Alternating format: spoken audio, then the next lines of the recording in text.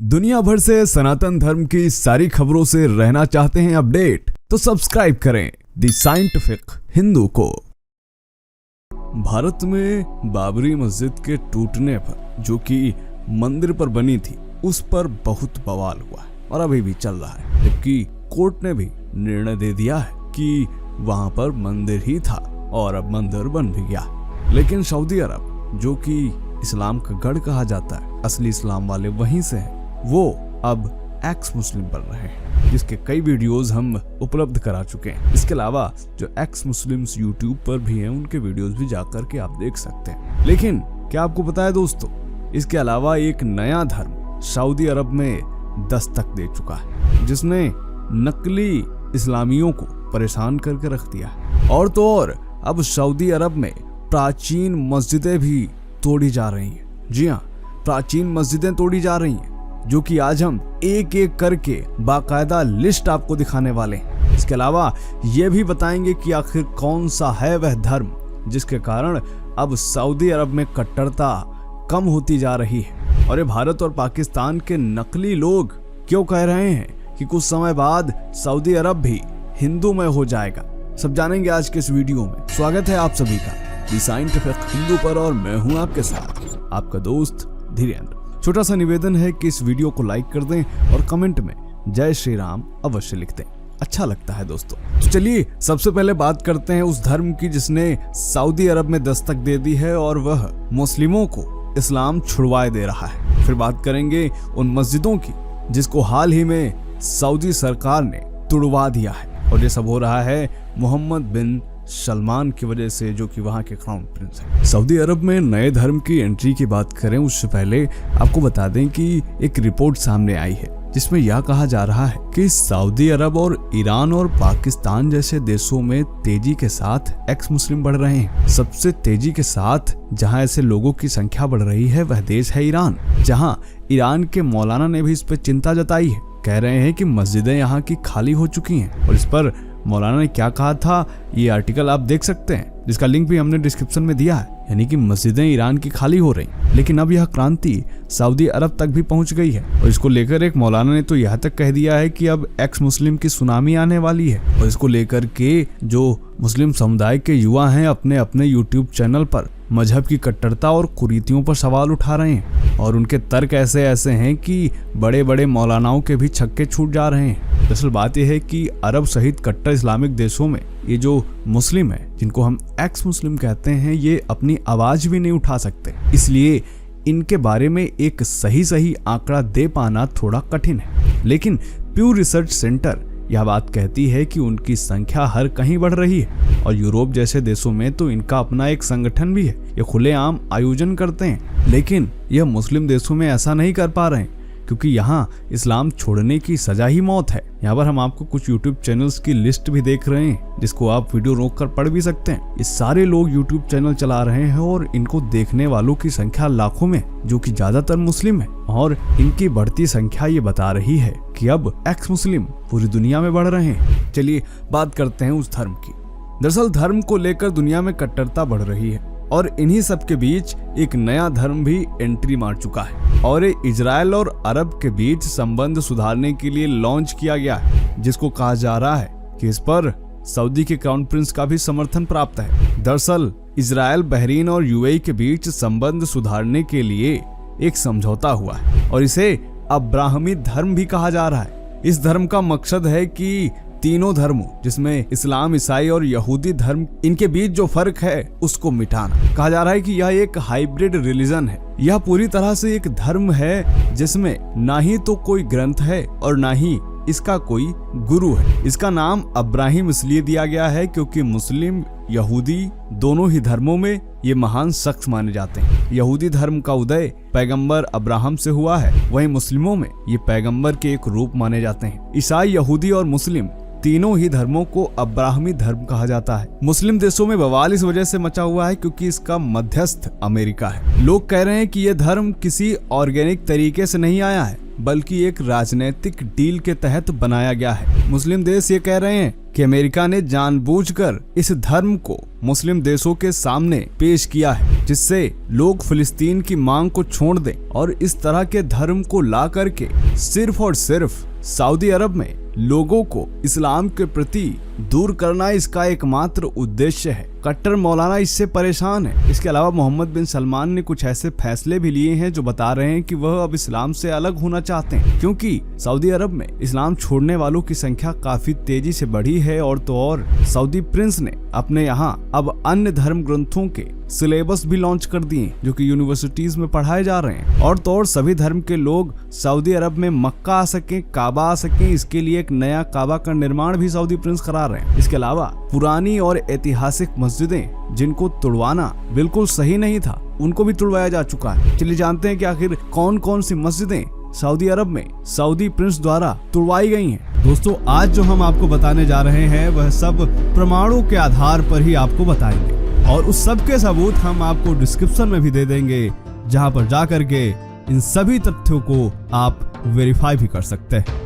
दोस्तों सऊदी अरब अब तक हजारों इस्लामिक इतिहास से जुड़े स्थानों को ध्वस्त कर चुका है लेकिन इनसे जुड़ी जानकारी बहुत कम ही इंटरनेट पर हमें देखने को मिलती है। लेकिन फिर भी हमने काफी मेहनत और रिसर्च करके उन स्थानों को खोज निकाला जिनको सऊदी सरकार ने नष्ट कर दिया है और ये ऑफिशियली तौर पर नष्ट किए गए हैं। इस वीडियो में हम आपको एक नहीं दो नहीं बल्कि तमाम ऐसी इस्लामिक इतिहास से जुड़े स्थानों के बारे में बताएंगे जिन्हें सऊदी सरकार ने ध्वस्त कर दिया है।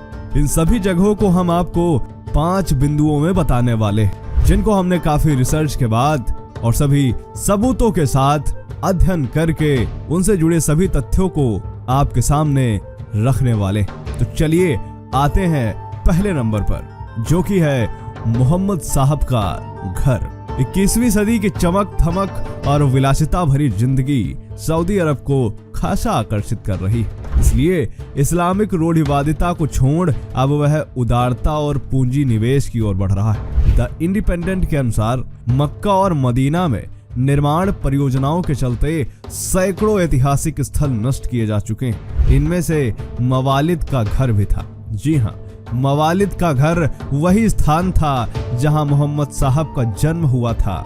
मूल रूप से अब यहाँ एक लाइब्रेरी बना दी गई है।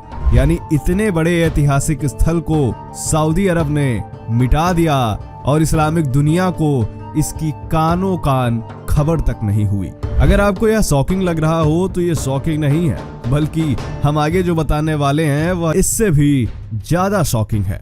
दूसरे नंबर पर आते हैं जो कि है मोहम्मद की पहली पत्नी खदीजा का घर। इस्लामिक मान्यता है कि मोहम्मद साहब को अल्लाह के संदेश सबसे पहले यहीं पर मिले थे और यहीं पर जैनब बिन मोहम्मद, रुकैया बिन मोहम्मद, फातिमा, कासिम, अब्दुल्लाह इब्न मोहम्मद और उम्म कुलथुम बिन मोहम्मद आदि मोहम्मद के 6 बच्चों का जन्म हुआ था। हरम विस्तार के दौरान इस घर को जमींदोज कर दिया गया और जानकारी के अनुसार यहाँ पर सार्वजनिक टॉयलेट बना दिया गया है। सऊदी गवर्नमेंट ने प्रॉफिट की वाइफ खादीजा का मकबरा को डिस्ट्रॉय करवा दिया है। उसने सिर्फ इसे तोड़ा ही नहीं बल्कि इस जगह को तोड़कर टॉयलेट में तब्दील कर दिया। ध्यान दीजिए कि ये चाइना की बात नहीं है बल्कि सऊदी अरब की बात है जहां इतने बड़े ऐतिहासिक इस्लामिक स्थल को सार्वजनिक टॉयलेट बना दिया गया। इसकी जानकारी इंटरनेट पर मौजूद है लेकिन पता नहीं क्यों इस्लामिक दुनिया इन सब पर खामोश रहती है। तीसरे नंबर पर आते हैं जो कि है इस्लाम के पहले खलीफा अबू बकर का घर जिसको तोड़कर उसके ऊपर एक आलीशान होटल खड़ा कर दिया गया। दोस्तों अबू बकर इस्लाम के पहले खलीफा होने के साथ साथ वह मोहम्मद के काफी करीबी भी थे। अबू बकर मोहम्मद साहब के दोस्त तो थे ही साथ ही वह अपनी बेटी आयशा के माध्यम से मोहम्मद के ससुर भी थे। 632 में मोहम्मद की मृत्यु के बाद उन्हें इस्लाम का पहला खलीफा नियुक्त किया गया था। यानी आप समझ सकते हैं कि ऐतिहासिक दृष्टि से अबू बकर का घर कितना महत्वपूर्ण था। परंतु इस जगह पर आज हिल्टन नामक होटल खड़ा कर दिया गया है। चौथे नंबर पर आते हैं जो कि है दार अल अरकम। दार अल अरकम इस्लामिक इतिहास का पहला स्कूल था जहां खुद मोहम्मद साहब ने पढ़ाया था। ये वह स्थान था जहां इस्लामिक बुनियाद डेवलप हुई। दोस्तों, मदरसों को लेकर आज तमाम मौलाना तरह तरह की पैरवी करते दिखाई देते हैं, परंतु सऊदी अरब को वह ज्ञान नहीं दे पाते कि नबी पाक सल्लल्लाहु अलैहि वसल्लम की वालिदा की कब्र पर आग लगा दी गई है।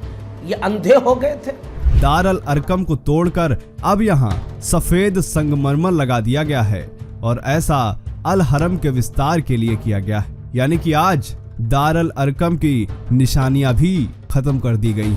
आते हैं नंबर 5 पर, जो कि है इस्लामिक इतिहास से जुड़े तमाम कब्रिस्तान और कब्रें। मोहम्मद के पिता अब्दुल्ला की कब्र समाप्त की जा चुकी है। मदीना में जन्नत अल बकी की कब्रें भी समाप्त कर दी गई हैं। यहाँ बता दें कि जन्नत अल बकी वह कब्रिस्तान है जहां मोहम्मद साहब के तमाम रिश्तेदारों की कब्रें थी। इसके अलावा जन्नत अल मुअल्ला, जो कि मक्का का प्राचीन कब्रिस्तान था, इसे भी नष्ट किया जा चुका है। अभी हाल ही में सऊदी सरकार द्वारा एक प्रस्ताव यह भी सामने आया था जिसमें यह कहा गया था कि मोहम्मद साहब की कब्र को मदीना से हटाकर उनके अवशेष किसी अज्ञात जगह ले जाकर दफन कर दिए जाएं। द इंडिपेंडेंट अखबार के मुताबिक मदीना की अल नवाबी मस्जिद इस्लाम के पवित्रतम धर्म स्थलों में से एक है।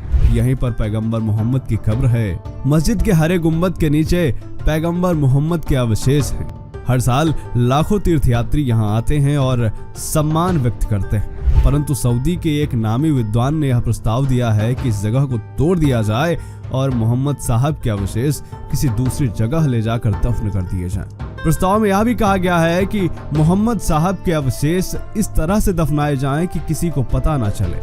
इसके पीछे तर्क यह दिया गया है कि इस्लाम में मूर्ति पूजा या किसी चिन्ह विशेष की पूजा करना हराम है और यह स्थल भी उसी का एक रूप है। इसलिए हम ये नहीं चाहते कि कोई मोहम्मद साहब की कब्र पर जाकर प्रार्थना करे। इस्लामिक नजरिए से यह बिल्कुल गलत है। दोस्तों, सऊदी सरकार ने अब तक ऐसी तमाम ऐतिहासिक विरासतें नष्ट कर दी हैं जो इस्लामिक नजरिए से काफी अहम थी। नष्ट की हुई इन इमारतों की सूची काफी लंबी है। अगर इनको विस्तार से बताया जाए तो ये वीडियो काफी ज्यादा लंबा हो सकता है। तो चलिए संक्षेप में यह लिस्ट भी देख लेते हैं। तो सबसे पहले मस्जिदों में आते हैं, जिसमें अल मनारतैन की मस्जिद, अबू रशीद की मस्जिद, मदीना में सलमान अल फारसी की मस्जिद, राजत राख शम्स मस्जिद, माउंट उहुद में हमजा की मस्जिद और कब्र।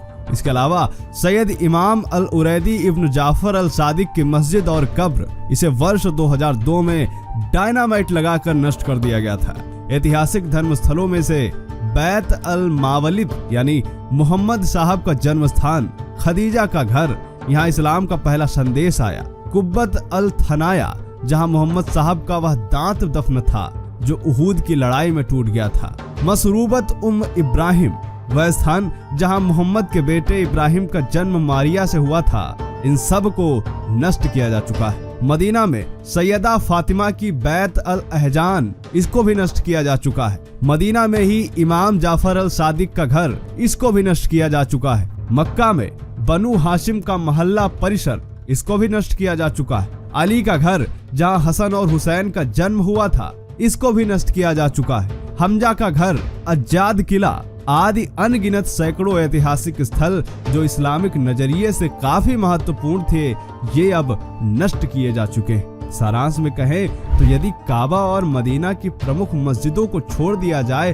तो लगभग प्राचीन इमारतें जो इस्लाम की शुरुआत से ही संबंध रखती थी, वह सऊदी सरकार द्वारा नष्ट की जा चुकी है। इसके अलावा हाल ही में एक वीडियो सामने आया है जिसमें कहा जा रहा है कि सऊदी प्रिंस अब एक नया काबा भी बनवाने जा रहे हैं जो कि देखने में हूबहू काबा की तरह होगा, परंतु इसका निर्माण केवल मनोरंजन की दृष्टि से किया जा रहा है। तो दोस्तों, आज हमने आपको बताए उन ऐतिहासिक इस्लामिक स्थलों के बारे में जिनको सऊदी सरकार नष्ट करवा चुकी है और आने वाले टाइम में भी जो इस्लामिक स्थल बचे हैं, सऊदी सरकार उनसे भी छेड़खानी कर रही है। आखिर इसके पीछे सऊदी सरकार का मकसद क्या है? आपको क्या लगता है? कमेंट जरूर करें। मिलते हैं आपसे अगले वीडियो में, तब तक के लिए जय हिंद, जय भारत, वंदे मातरम।